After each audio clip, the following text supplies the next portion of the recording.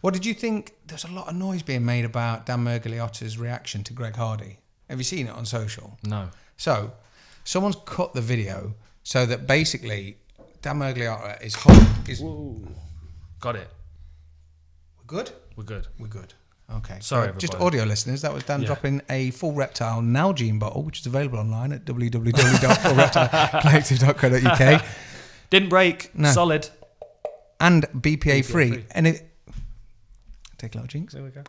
But if you do want one, and you've heard it on this podcast, send me a fun fact, and I'll add some Nalgene stickers, because you don't get them as standard. Oh, look at that. All right. You're too kind. What were you saying before that? So, someone's cut the video of Dan Mergliotta standing with Greg Hardy, and basically, as he lifts his hand, it's very brief, and then Greg Hardy pops into like a Fortnite dance, just like a little rock and sock'em. Right. And then Dan Mergliotta... What's a Fortnite dance? Do you know what this is? Yeah, there's many different dances. Yeah. I genuinely can't do any. I don't believe him. Okay, so like the floss and all the different bits. But I'd like to... I could do them all, but not in these shoes. So, I am barefoot, yeah. I can see it in the mirror. So, they've edited it, but just with a complete angle of like, oh, Dan Mergliotta's a motherfucker. Look how he like... Even Dan can't stand Greg because of what he's done. And I was like, huh? And it was completely out of context. Really? Like, we watched the whole thing back, and it was one of them where they were sort of laughing and smiling. And I don't think it makes a massive difference if Dan has got a big thing against him.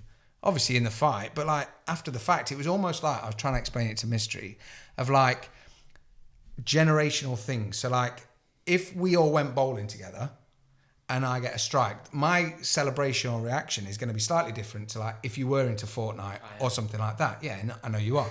So like if you started flossing, but if you started flossing after you got a strike, I'd be like, I might just go, fucking hell, what are you doing? And it's one of them shakes. And I felt that's all that Dan Mergliotta did. Right. But it was very easy for someone to sort of completely change it to a different narrative. Yeah. Because it's great.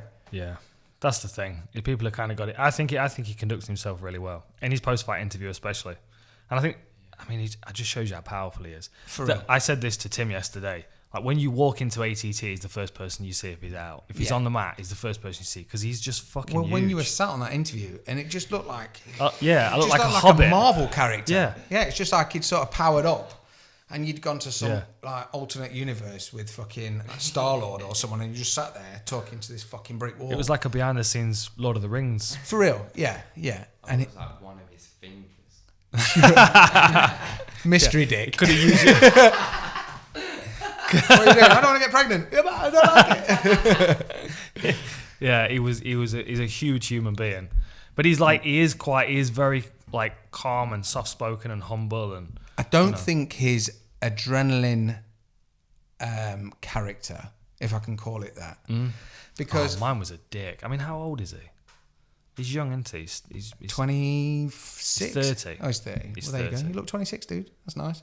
I don't know if it's a mixture of his tattoos and his unfinished tattoos, and he's like it's an immediate adrenaline character of licking his gloves, which is very like going back to BJ Penn. Yeah, we were chatting about BJ earlier. Yeah, so I can see what he's doing, but it's not a prolonged character, and it's not something that he owns all the time. So in an interview, he's not like the fucking baby war master or what the fuck his name is here, and like just gives it some whole character spiel. He seems like a really nice guy. Like I appreciate what he's gone through in the past, and to see it as a sport and a personal life, to take that away. When you met him, it's almost back down to the Michael Chiesa interview.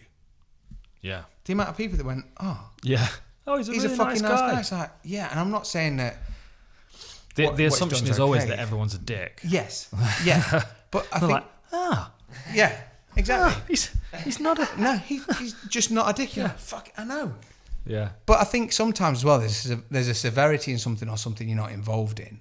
Like I know a load of people, male and female, that have like called someone else out for something else, and like your opinion immediately will change about something, but there's always two sides. So when you just see him as this sportsman or this personality that's essentially left a certain career, completely cut everything off and is now living in dorms, trying to learn, I think the humble side of his character is fascinating. And I don't think we're seeing the best of him yet, because he's almost trying to justify that illegal knee and everything else that's happened, because instead of him coming in and going, nah, this is me, and like fighting a fair fight, he said himself, he got gassed. Obviously the illegal knee came, so then it sort of never got any better, and now he's still justifying that whole heel situation. And Juan Adams just lost his shit. Yeah, but he's what? I mean, how far into his career is he? Who won? No, 6 fights into his career. Like, I was fighting in front of 300 people when I was having 6 fights. Yeah. You know, there's a lot more eyes on him, and he's still growing in his career. He's still 30. He's still growing as a human as well. But he's carrying all that baggage, which is a big difference. It's following him around, isn't it? Yeah. And Which to be honest, is probably making him act better than he's being more humble and more apologetic and more forgiving of his opponents when they're. Whereas if he hadn't been caught out before, then he might have been a bit more Brock. But I think he's dividing people. I mean, like we were saying about Juan Adams, we watched the fight again just while we were waiting for you earlier, and Mystery said he was dead clear he didn't jump up like Robbie. You know, when Robbie fought Masvidal? No. And even when he did get up, he was still. Yeah, he was like, put me against the cage and I'll be fuming. It's like, why do you need the cage? No He reason. was like holding the ref's leg for a second at least, wasn't he? Yeah. And then he was standing looking like a drunk guy in a bar. Yeah. Like, no, I'm all right. Yeah. I'm all right. Yeah. I'm all right. Give me my keys. Yeah. I've not been drinking an inch. Oh, fine. I'm all right. Yeah, it's. I saw that was worrying more than anything, because I just thought to myself, I want to see Greg tested.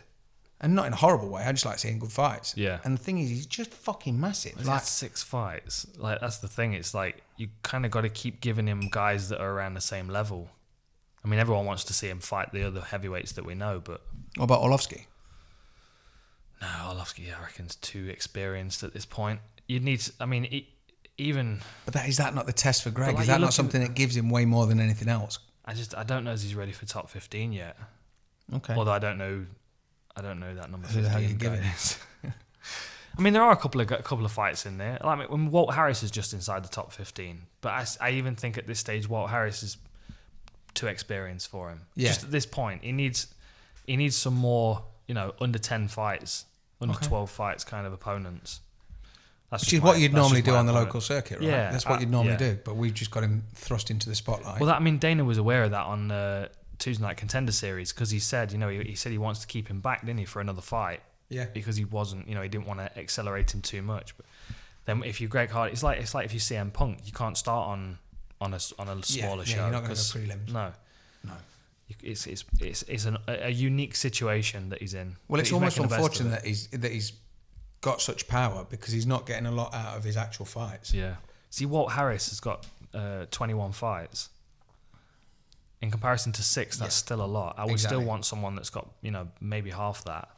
Walt Harris looked good, especially when he came out afterwards and said, "We know he dips his head." Yeah. And the thing was, it wasn't even the knee that caught him; it was that left. Yeah. And like a rocket, wasn't it? And he knew it was there as well. He like tested for it a couple of times. He looked dead. I'll say a couple of times. It was 12 seconds long, so he didn't test much, did he? But no. He did look for it one time. I remember him dipping his head and just kind of measuring it. Mate, it was impressive, massively impressive. Especially what Olenik's achieved over the past few fights, just with the threat and the fear of rolling someone up and breaking their neck. Yeah. Do you know what I mean?